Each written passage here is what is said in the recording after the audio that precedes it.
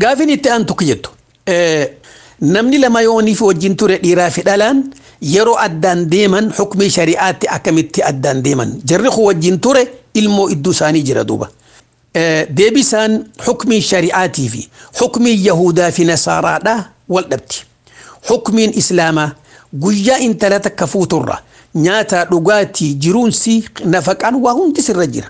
Mahariin sirra jirti. Intalti mana sii keessatti kabajamtee jiraachuu.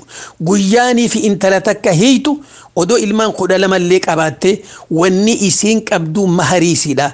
Tan lammeessaa dalaydee yoonii fi waa waliin bittanii mana bittanuu makiinaa bittanuu waliin qabaatan waan si haqasii guutuu dhibbarraa dhibbatti fudhachuu qabdi. Tasadeessaadha wanni isiin dalaydee maallaqni yoo liqii sirraa qabaattees yoo sibira kaayyattes haqasii fudhachuudha qabdi. Ammoo sanii achitti amata 10 wajji jirra 7 wajjin jirra haqa kiyya jettee darsa addaan lakkaawachuun manaas addaan fudhaa dachis maarrees fudhaa jechuun hukmii shari'aa keessan jirtu aadaa Yahudaa fi Nasaaraati.